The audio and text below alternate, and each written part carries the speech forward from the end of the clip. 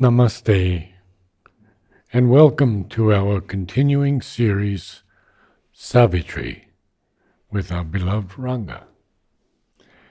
We are in the second canto, the issue, and we begin with the line, "Altered must be nature's harsh economy." I have the end of page 12, the last line in page 12. So we are already into the second canto. The first canto was the symbol dawn and his description of the beginning of creation. Then now he is discussing the issue. Srivendra is using the small tale of Satyavan and Savitri as written down in the Mahabharata, and he is using this because it is so convenient to him to express his philosophy through the poem. And what is the main subject?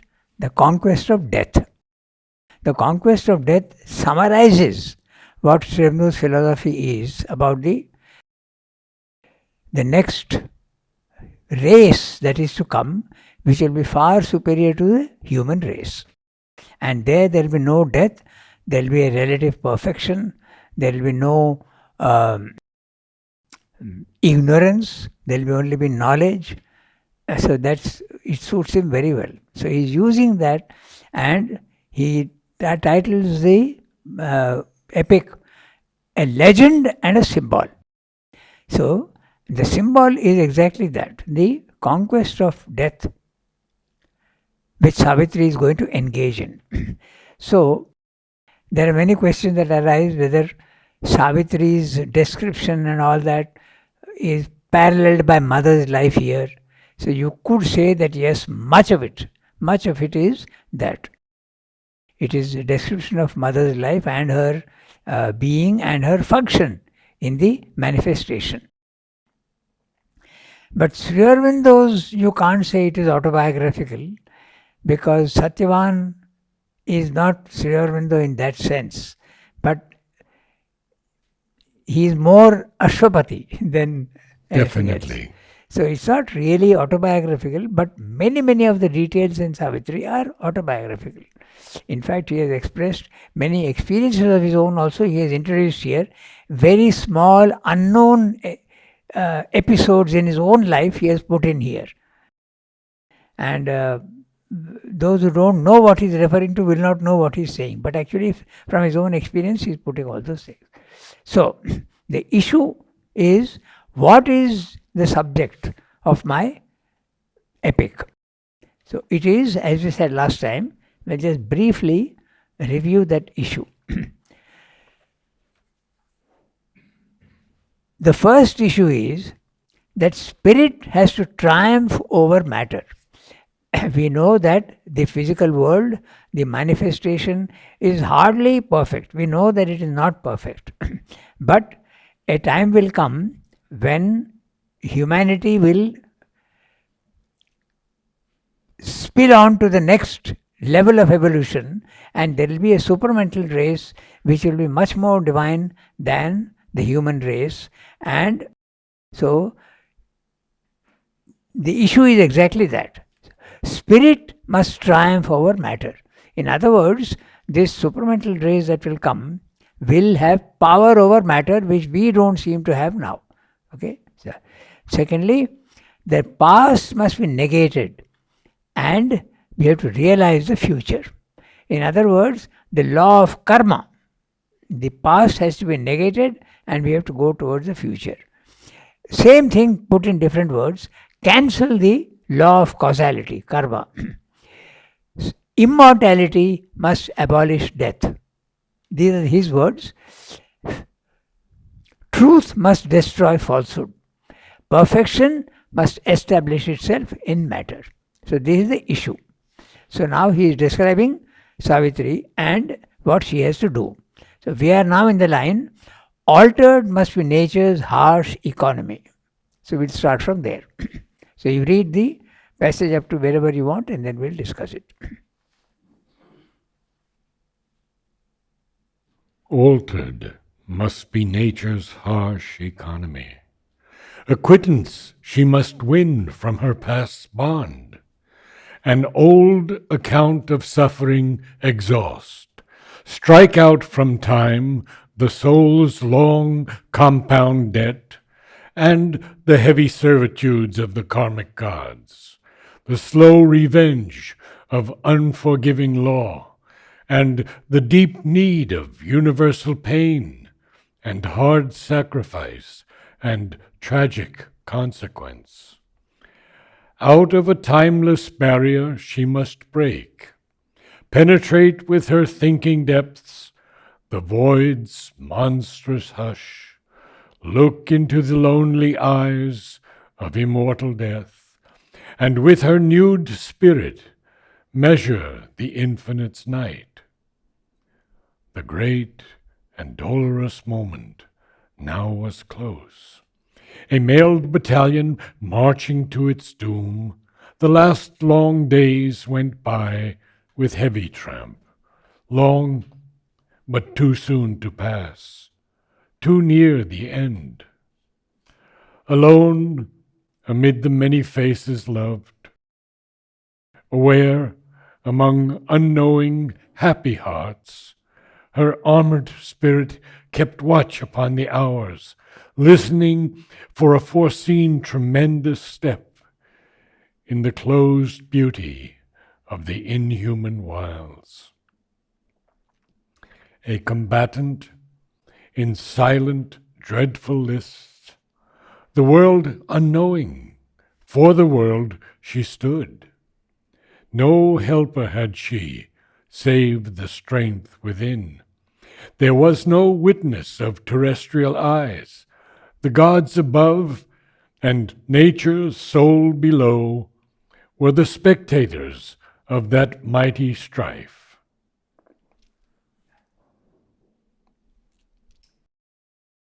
This is Savitri's condition and what she has to do. So, she has to change nature's harsh economy. So, altered must be nature's harsh economy. Economy, Sri Aurobindo often uses the word in the sense of function or office in that sense. It's nothing to do with money, the way he has put it here. It's the balance of things in nature. So, Savitri has to now change the laws of nature. That's what she has to do. And what is the most striking law of nature? Imperfection and death. Death is the most significant of all the laws. That she has to alter that law. Okay? So, altered must be nature's harsh economy. Now there is a whole very interesting image. Acquittance she must win from her past's bond, an old account of suffering exhaust, strike out from time the soul's long compound debt, and the heavy servitudes of the karmic gods, the slow revenge of unforgiving law, and the deep need of universal pain, and hard sacrifice and tragic consequence. So, the image is one of having incurred a debt, you have to pay off that debt. That's the whole image. This is the law of karma. Whatever you do has a consequence. And if whatever you do, it's not a question of punishment, and it's just the law that what you do has a consequence. And that has to be, you have to pay for it.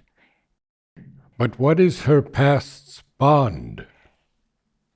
Everybody has a past because you are starting from imperfection. And when you are starting from imperfection, your actions are bound to be imperfect. And when you do something imperfect, it's got a result. Even Savitri's actions. Oh, yes. Even avatars have to undergo the law of karma. That's the whole point. When you come down here, the law of karma is universal.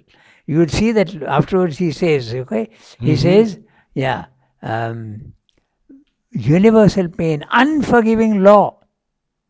The law of karma is unforgiving. You have to undergo the suffering. It may be suffering, it may be also ananda. It may be both, depending on the action that you have taken.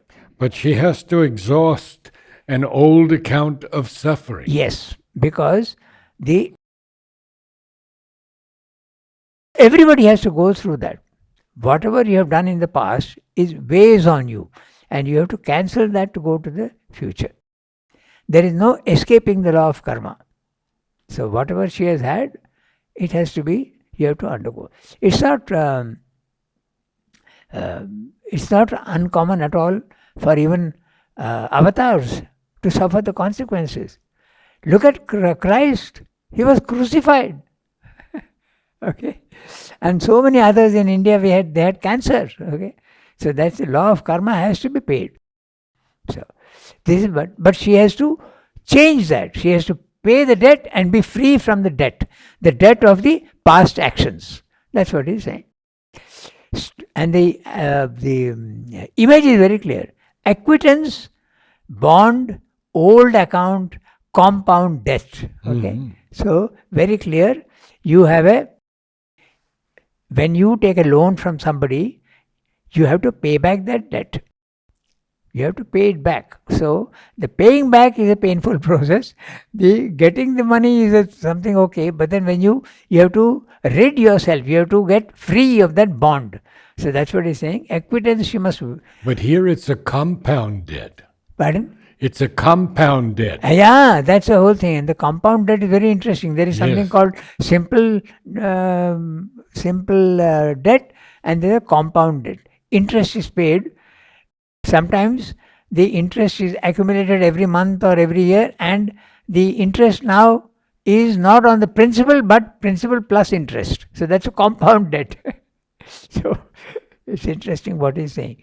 So acquittance she must win from her past bond. Whatever her future past was, the law of death is bound to apply to her. But now she has to free herself from that law and get the immortality. Death must be cancelled. That's the whole idea.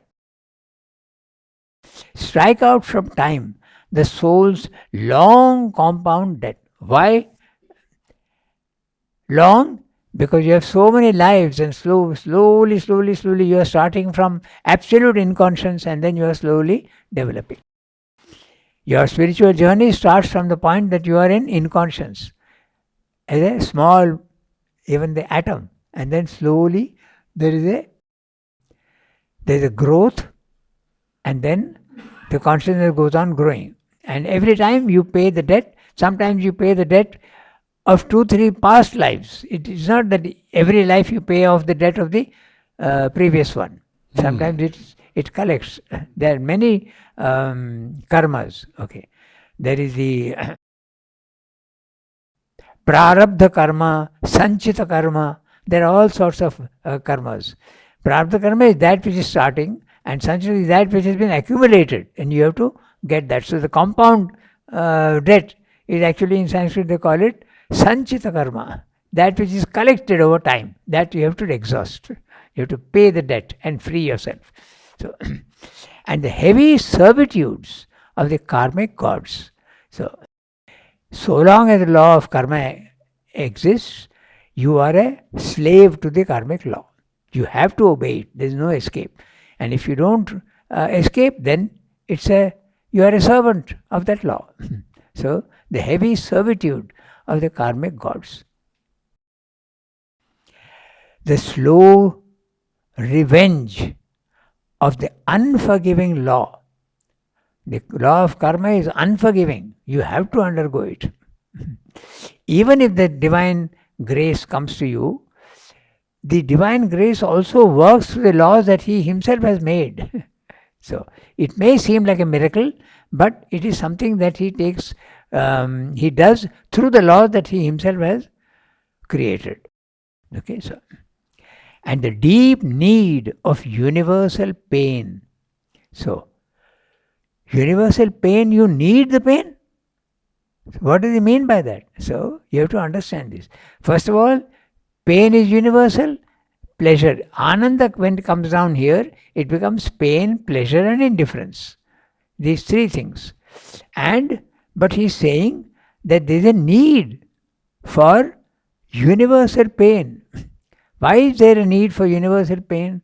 Because if pain is not there, nothing will goad you to progress. You will be very comfortable in your settled comfort zone. You will not want to move out. But if something pushes you, it's a pain that pushes you to progress. As he says in Savitri later on, pain is the hammer of the gods shaping you. So that's why it is a the deep need of universal pain. To us it seems very negative, pain, but it is necessary to make you, push you towards the progress that is intended by the soul, even if not by your outer being. Okay, and the hard sacrifice and tragic consequence, because sacrifice when you are doing, you are paying off the debt, you are sacrificing, and the tragic consequence. The consequence is tragic because it gives you pain. That's why it is tragic. Out of a timeless barrier she must break. So, timeless barrier, this barrier which is there is eternal. There is no time to it. Timeless barrier means it has always been there. It is out of time. It is not something in time that gets cancelled. It is there. And what is that barrier? The law of karma. Okay? Tragic. Out of a timeless barrier she must break. Break what? Penetrate with her thinking depths the void's monstrous hush. The types are a little small. Penetrate with her thinking depths the void's monstrous hush. This sentence is very interesting. What he's saying, out of a timeless barrier, she must break. So that barrier which is not allowing her to cancel the laws of karma, she has to break out of that. And how can she do that? Penetrate with her thinking. He has used the word thinking, but it's more with the consciousness that he is talking about. Okay. What she does, she has to penetrate with her thinking the depths. And what are those depths? The void's monstrous hush. The void's monstrous hush. It is a huge silence, and she has to go into those depths and conquer it. I see it a little differently. Yeah, tell me. I see it that she has to penetrate with her thinking depths. That also is an interpretation that is possible. The void's monstrous hush. Yes, that also is possible. So, this is one thing that you see. Sri Aurobindo's language in the Life Divine and in Synthesis, very precise. But in poetry, precisely poetry is suggestive and flexible language. So we have to keep this in mind. It could be read in both ways and both make sense. Okay. So, penetrate with her thinking depths which are the void's monstrous hush. Or you could also say, penetrate with her thinking depths. Now the thinking is never deep. So thinking depths means something much more than mind. Yes, yes. Because thinking is never, it is shallow. Right. The normal thinking of mind is very shallow. So thinking depths means he is talking of something, the consciousness above the mind. Yes. So the void's monstrous hush. Look into the lonely eyes of immortal death. Now, immortal death. Here again, Sri Aurobindo's favorite way of expressing an oxymoron. What does he mean by immortal death? Death is something that has no death. It lives forever in the physical world. That's what it means by immortal death. But she has to now kill death itself. That's the work that she has to do. That's why he's stressing the immortal death. Okay. So, and with a nude spirit measure the infinite's night, the night of ignorance, the night of the inconscient, the night of the suffering and pain, that she has to look into the lonely, with her lonely eyes. Why? Because she is the only one who has to do this work. That's why the lonely eyes. and with a nude spirit measure the infinite night. Nude spirit, her spirit without the outer coverings of body, mind, life. That's why nude. So she has to do this with a spirit, not with a body, mind, life. Once she does that, the body, mind, life will benefit. Death can be cancelled even for the body, mind, life once the work is done. But she has to do this work with a nude spirit, only the spirit. The great and dolorous moment now was close. He is referring to the time when Satyavan is going to die. Because she is the only one who knows that Satyavan is about to die and she is waiting. And now the next 3-4 lines are psychologically full of suggestions. Because when you know that there is going to be a tragedy, you have steeled yourself up to it and you are waiting for it. But it should be over quickly, so it seems very long. And yet, that's what he's going to describe here. Look into the lonely eyes of immortal death, and with a new spirit measure the infinite night. The great and dolorous moment now was close. The word dolorous means painful. From the French word is also very close. Douleur. Douleur means pain. So it's a painful, great and dolorous moment was now close. Satyavan is about to die. A mailed battalion marching to its doom. The long last days went by with heavy tramp. So there you are. Again another image. A mailed battalion. A battalion is a small part of an army, and they are mailed. They are fully armored. And what are these? The last long days. The last long days are being described as a battalion coming fully armed. And the suggestion is, what are they going to come for? Take away the soul of Satyavan. Okay, so that's it. They have come to fight. So, long last days went by with heavy tramp. Heavy tramp, very slowly it is going, and with great difficulty it is going. She wants the moment to be over as quickly as possible, but it's going to take a long time. And heavy tramp. The tramp here is because he used the word mailed battalion marching. So marching and tramp you have to put together. So tramp has got so many other meanings. A tramp is one who is a homeless fellow moving about in the streets and tramping your foot. So this is it's a step. It is matching the heavy marching. Step. Heavy steps. Yeah. Tramp. Okay. Long. This heavy tramp was long. The last long days are long, but too soon to pass. Too near the end. It's interesting. She wants it to be over quickly, but she would naturally like that moment to be much farther away. But it's going to come very soon. Long, but too soon to pass, too near the end. Alone amid the many faces loved, aware among unknowing happy hearts, her armored spirit kept watch over the hours, listening to a foreseen tremendous step in the closed beauty of the inhuman wilds. So she is waiting, and she also is armored. She is going to face death, which is full of, it's a battalion, but she also is armored and ready for the fight. Okay. But she is alone. Okay. Alone amid the many faces loved. All around her are loved, and they don't even know what she is going to face. Because the next line, aware among unknowing happy hearts. The others are all very happy, leading an ordinary life, but she is full of sorrow because she knows, and she is the only one who knows that Satyavan is going to die.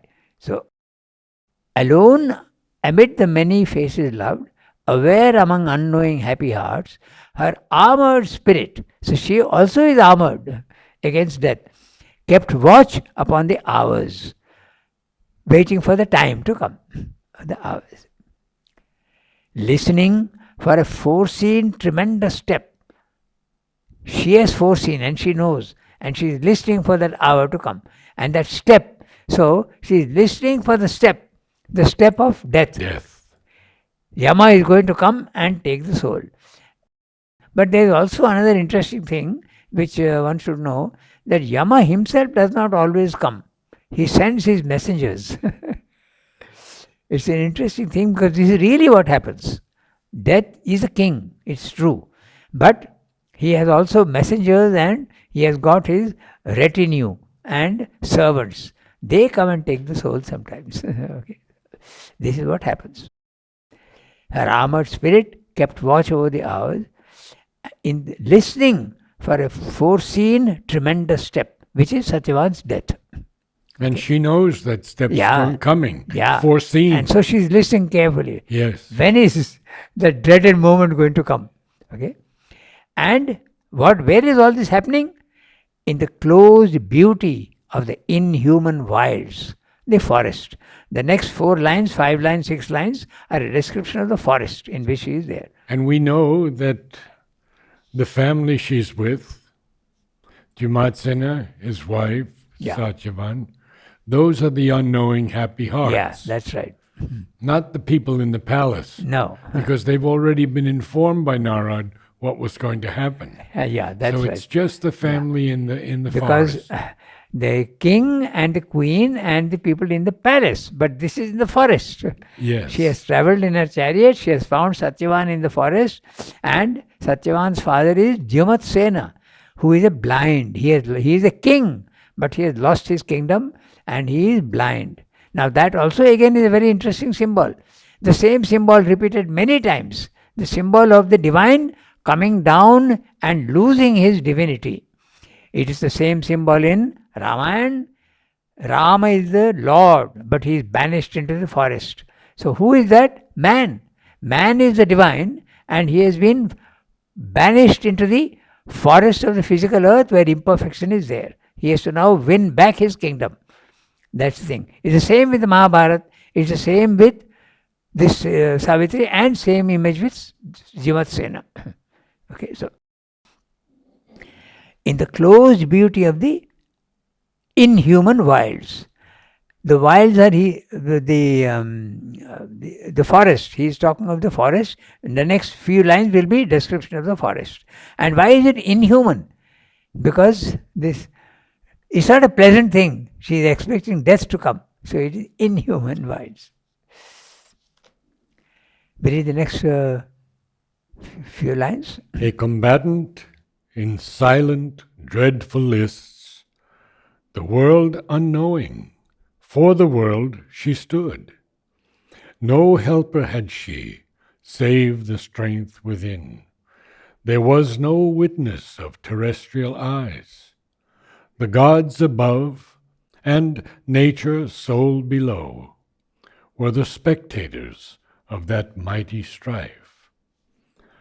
Around her were the austere, sky-pointing hills, and the green, murmurous, broad, deep-thoughted woods muttered incessantly their muffled spell.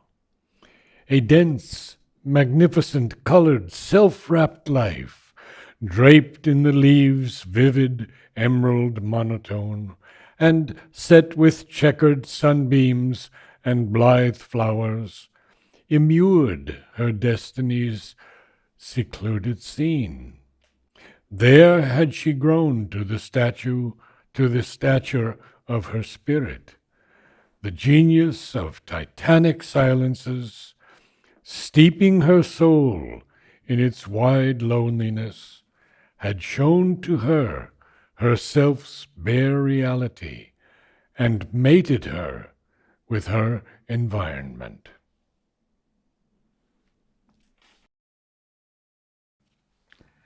So, description of Savitri now.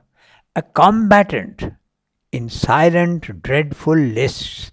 The combatant is the continuation of what he said earlier, that death also is armed, the mailed battalion, and she also is armed, her armored spirit. So she is a combatant. Now he is very clearly saying that she is a combatant. And we look at all the military terms here. Pardon? All the military terms the battalion, the tramp, That's right. the That's armored the spirit. image.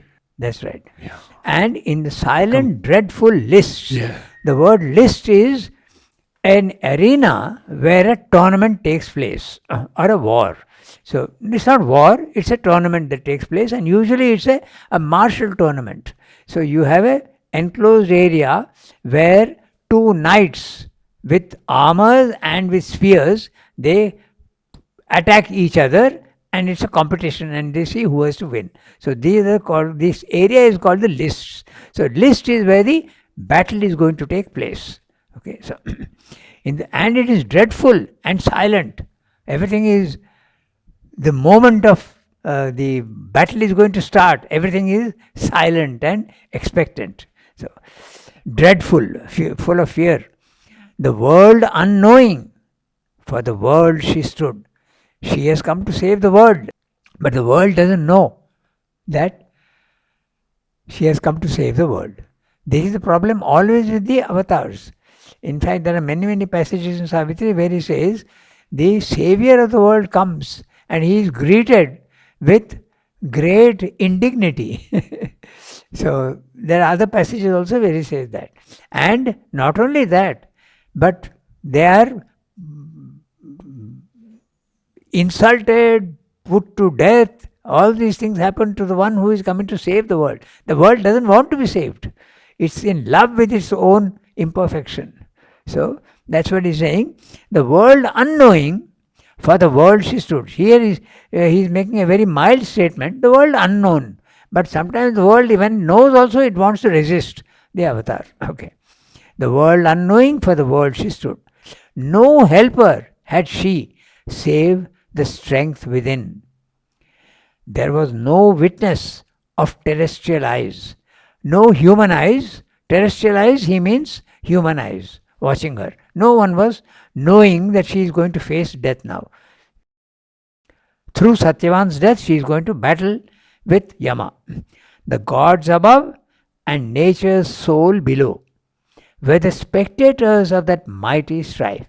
No human being was going to see this, because it's a psychological war fought on the subtler planes and not in the physical world. So nobody is watching except the gods above and nature's soul below. Now that's interesting. Nature's soul below. So there is a soul above in light and there is a soul below in darkness. Nature, we are constantly told that nature is mechanical, unconscious energy. So where is the soul there? Because it is the involution. The divine is there even in the inconscient. But I have the word S-O-L-E. Soul below. Okay. Only nature below. Okay. Nature's soul below. This was one of the problems that arose in the in Savitri. The word is, Srimda is dictating and Niruddha is writing it down. Yes. Or sometimes Srimda's handwriting was not the most legible in Savitri. In the beginning, his handwriting was beautiful, regular and wonderfully. But as he went on, with age and with dimming eyesight, his handwriting also was difficult to decipher. There were some who could decipher very well. Now, here if you say nature's soul, if you interpret in the way I am saying, there is sense. But nature's soul below, the word soul, S-O-L-E. Only. It can be only, but it can also be the sole of the foot, which is the lowest part of you. It's an interesting way of looking at it. So there can be so many interpretations of that, because the soul is the lowest part. And so the nature's soul below. You can take it as you want. You can interpret in so many ways. Okay, so nature's soul below were the spectators of that mighty strife. Around her were the austere sky-pointing hills and the green, murmurous, broad, deep-thoughted woods. Now, Srindra is using the word deep-thoughted woods. He's talking of the forest, okay? Because he's saying green murmurous. Murmurous is onomatopoeic, okay? The sound itself gives the image of the rustling of the leaves in the wind. The wind is coming and rustling the leaves, and there is a murmur that is happening. So, the green murmurous, broad, deep-thoughted woods. Sri Aurobindo often uses the word musing. And here, deep-thoughted would reflect that use of the word musing. Yes. Indrawn and gathered in. As though even the forest is expecting something and it is indrawn. So, deep-thoughted woods. Muttered incessantly their muffled spell. So, this is poetry at its highest. Muttered, there is a mutter, the leaves fluttering in the wind. Okay, that's a murmurous sound that's coming. And it's a muffled spell. Muffled. The sounds are not clear at all. Okay. So we have murmurous, muttered, muffled, magnificent. Yes. That's right. So those ideas in synthesis is rational, precise, and very, very clear. But here, full of suggestions and poetry at its most fantastic. So, murmurous green. He's not talking of the forest a single time, but he's saying he has used the word woods. Okay, but green, murmurous, muttered incessantly, constantly. Though this sound, the muffled spell. Then, a dense, magnificent, colored, self-wrapped life, draped in the leaves, vivid emerald monotone. Very clearly, he is describing the forest and the trees. And the flowers, I think. Yeah, because... Colored, self-wrapped. Yeah. Magnificent colored, self-wrapped life. It contains in itself. And what is it? Draped in the leaves, vivid emerald monotone. Everywhere the greenness is there of the forest. And it is draped, okay? So, and he is using the word self-wrapped. So, as though the forest has wrapped itself with the leaves which are a drape. So, it is dressing itself with the leaves. That's the image again being used. You can see self-wrapped and draped are again suggesting the image. Okay. The leaves vivid emerald monotone and set with checkered sunbeams and blithe flowers.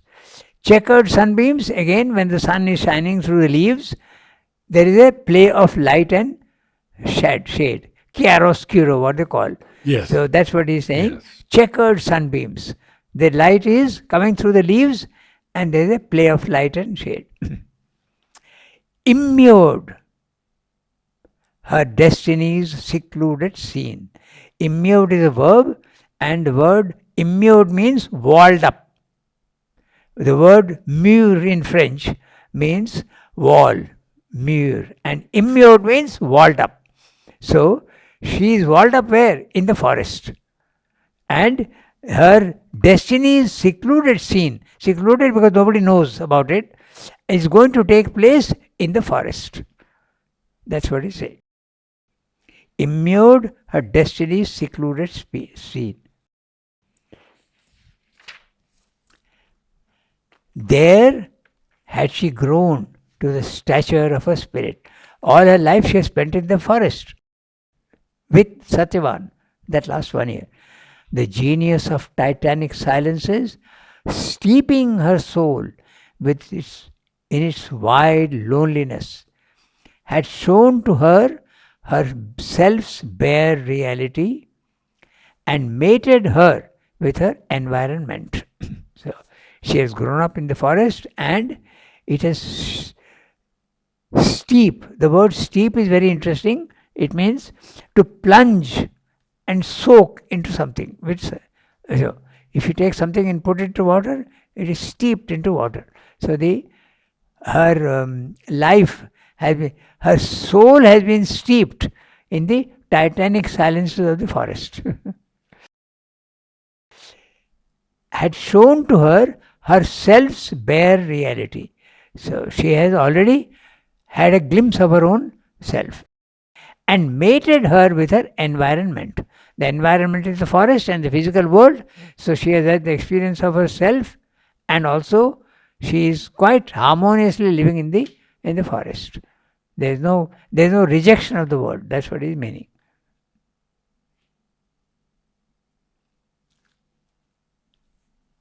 Its solitude greatened her human hours with the background of the eternal and unique, a force of spare, direct necessity, reduced the heavy framework of man's days and his overburdening mass of outward needs to a first thin strip of simple animal wants, and the mighty wildness of the primitive earth, and the brooding multitude of patient trees, and the musing sapphire leisure of the sky, and the solemn weight of the slowly passing months, had left in her deep room for thought and God.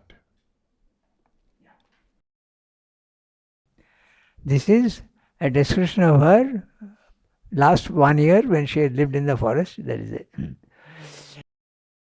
Its solitude greatened her human hours.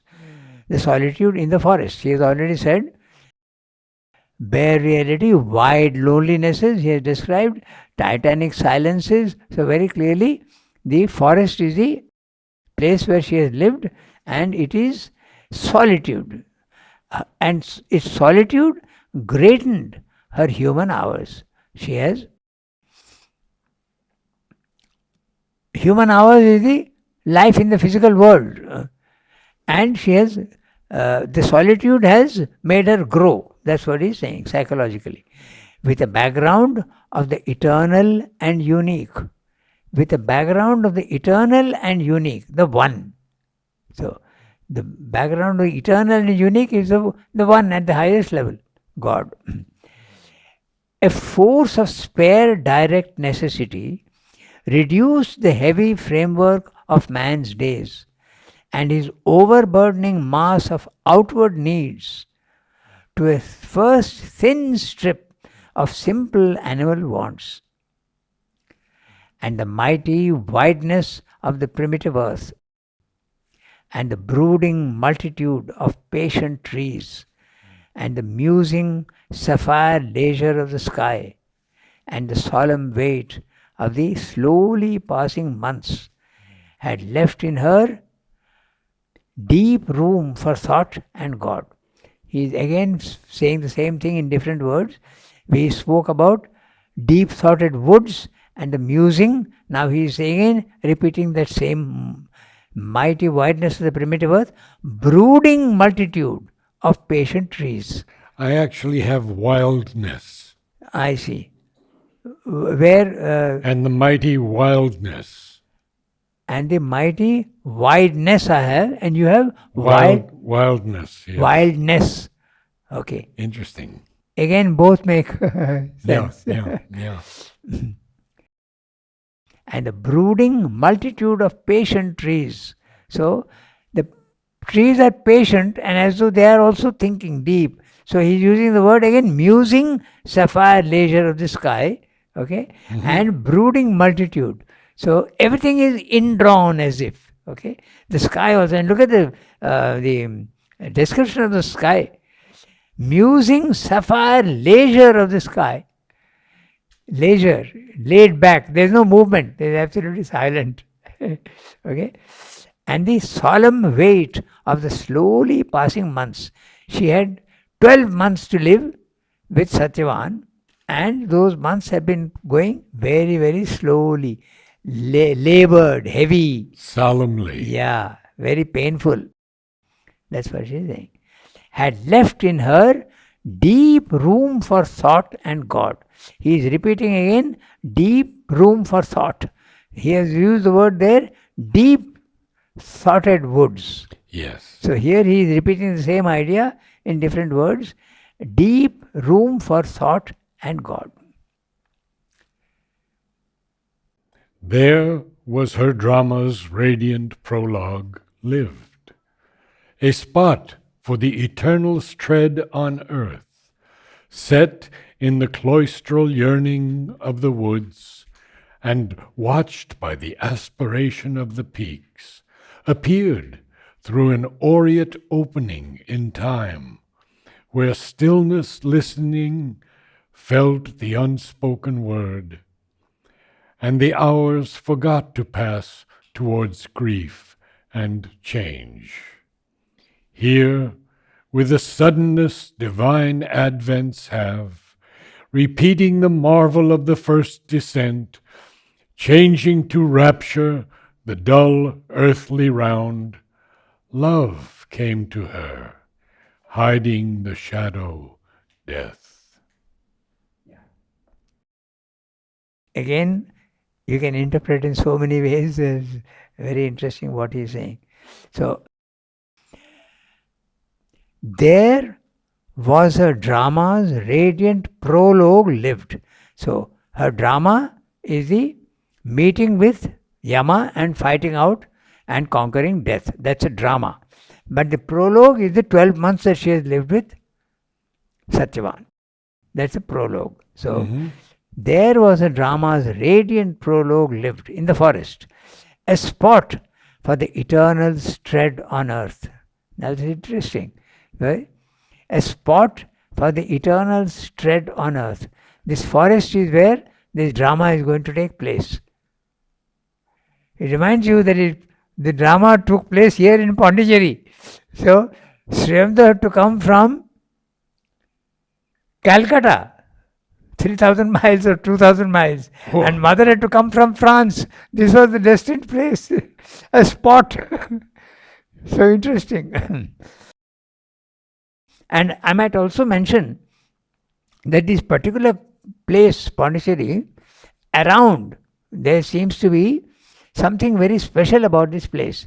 First of all, there is a tradition that says that Agastya, the great rishi, Yes. he came down here and never went back. And the legend goes that those mountains in the Vindhya hills, they lowered themselves down and then he came here, but he never went back, so they didn't grow. They have remained as hills. But Agastya's ashram was supposed to be here in this area. And it's very interesting if you see, just 100 kilometers away is Raman Maharshi's place, where it was also destined. He knew that he has to go there. Even when he was a child, he used to hear the name of the hill, okay? And it used to send vibrations in his being. So that was a destined place. And also, in a little further away here, there is another not so well-known yogi, Ramalingam. So this place is, and it is said that the astronaut from the satellite saw a light here in the southern part of India. So a spot, he's talking of the spot. Okay. And a spot where the eternals tread on earth, set in the cloistral yearning of the woods. So a cloister is a place, it's an inner courtyard in usually in a church, where you can go and meditate in calm and quietness and with solitude. Very often it's nuns, women, a place for women. That's right. And I used to go to the cloisters in Upper New York, and it was so silent. There was a walkway and trees and flowers, very quiet place. So the cloister here is in the forest. Yeah, it's in the forest. The cloistral yearning of the woods. And watched by the aspiration of the peaks, the mountains, appeared through an aureate opening in time. The aureate is golden. So the golden opening in time, where stillness listening felt the unspoken word. A highly interesting sentence. Stillness is listening, waiting for the sound to come. This silence is waiting for sound. But it feels the unspoken That's right. word. And what is that? The unspoken word. Even the word is not spoken, but it is coming. It's a description of Savitri waiting for the moment, meeting with Yama. Yes. Okay. So This is what he's saying. And the hours forgot to pass towards grief and change. Everything became static, almost like that. Okay. Here, with the suddenness divine events have. Advents. Divine advents. Here, with the suddenness divine advents have, repeating the marvel of the first descent, when the beginning of creation, when the divine came down into the physical world, changing to rapture the dull earthly round, love came to her, hiding the shadow death. So, we can stop here today, but this sentence you can interpret in so many ways. Love came to her, hiding the shadow death. So, who is this love? Later on, he has used the words shaft. So, it is Cupid. Cupid is the one who uses his shafts of love. So, later on, it has come Cupid's shaft. And so, love has come to her as a shadow. So, it could be even Satyavan. Or it could be that love came, but behind love there is the shadow of death. Yes, and there is another suggestion also, because later on, Yama is not the Lord of Death anymore. He becomes the Supreme. And then he sides with Savitri and says, now I accept your refusal to go back and give up the physical world. And I'll give you what you want. My understanding of love here is divine love. The That's power okay. of divine love who comes to her, and then all the rest of the lines that follow after that tell us that, where is it now? That never a rarer creature bore this shaft of love. So your Cupid idea is also valid. That's right. Yes.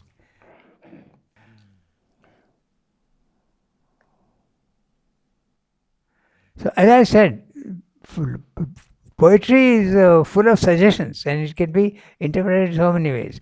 It could be Death himself coming.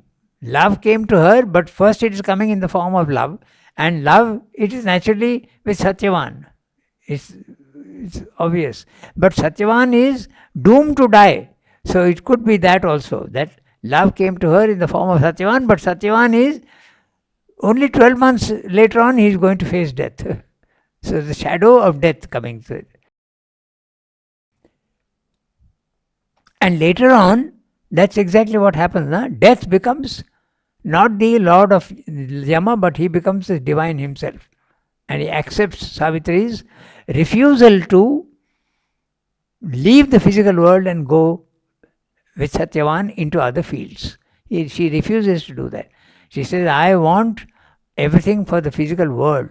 I don't want only for myself. So we stop here today. Thank you.